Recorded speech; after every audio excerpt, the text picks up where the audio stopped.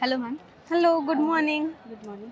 Congratulations. Thank you so much. नाव काय तुमचं? माझं पूर्ण नाव धनश्री गजानन मिलमिले. अच्छा, प्रॉपर कुठले? प्रॉपर मी चंद्रपूर जिल्ह्यात भद्रावती तालुक्याचे. मॅम कॉलेज कुठलं आपलं? माझं जनता महाविद्यालय चंद्रपूर. जर्नी कशी होती? जर्नी बेसिकली तर ॲज अ सायन्स ग्रॅज्युएट मला सायन्समध्ये करिअर बनवायचं होतं, बट माझी एल्डर सिस्टरचं बँकिंगमध्ये सिलेक्शन झालं, तर लेटर ऑन माझा इंटरेस्ट डेव्हलप झाला बँकिंगमध्ये आणि मी बँकिंगचं प्रिपरेशन केलं होतं, सेल्फ स्टडी केली, बट सेल्फ स्टडीमध्ये डिझायर्ड डिरेक्शन नव्हतं माझ्याकडे. मग माझ्या कॉमन फ्रेंड्स थ्रू मला शुभम सरांचं कळलं आणि शुभम सरांकडे मी गायडन्ससाठी आली आणि within a span of months fortunately माझं सिलेक्शन झालं आहे. तरी जर्नी किती दिवसांची होती साधारण? जर्नी अप्रॉक्स 2 वर्षांची होती माझी. आता बँक पोस्ट कोणती तुमची? माझी कर्नाटका बँकमध्ये ॲज अन प्रोबेशनरी ऑफिसर. अच्छा. हां, कधी आई वडिलांचा म्हणजे असा विरोध होता की किंवा लोकांचा? विरोध तर बिलकुल नाही म्हणता येईल, कारण माझे आई वडील स्वतः गावातले आहे, तर त्यांना शिक्षणाचं महत्त्व खूप जास्त होतं आणि त्यांचं एकच स्वप्न होतं की आम्ही जरी शिकू नाही शकलो, आम्ही जरी ऑफिसर नाही बनू शकलो, तरी आमची मुलं क्लास 1 ऑफिसरच बनणार.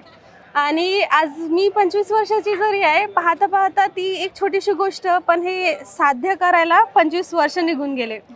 आणि लहानपणी कुठेतरी 3री-4थीत जेव्हा आई वडिलांसोबत जायची किंवा बाबाच्या सायकलवर जायची, तेव्हा लोक म्हणायचे की कशाला मुलांना एवढं शिकवता.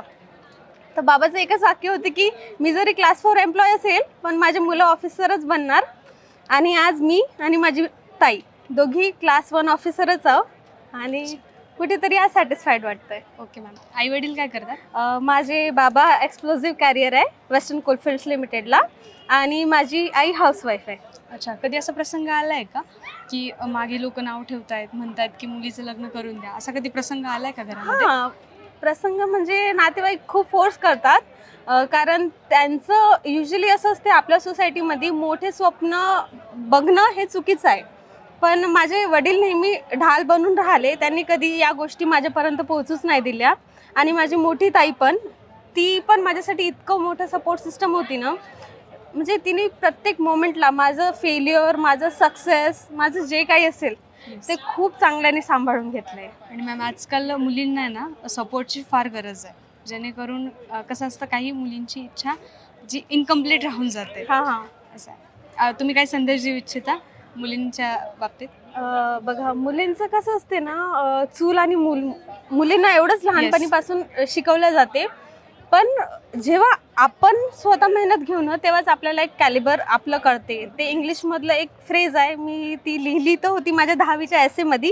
आपल्याला एसे रायटिंग असते ना, तर स्टीव्ह पॅव्लिनाची आहे, सांगू मी तुम्हाला? Yes ma'am. Okay. Hard work is painful Wien life is devoid with purpose, but when you live greater than yourself and for the gratification of your own ego, hard work becomes a labor of love. म्हणजे जेव्हा तुम्ही असं बेधुंद मेहनत करता ना, तर मग success काही मोठी गोष्ट नाही आहे. Yes ma'am. Okay. Okay, thank you. Thank you so much.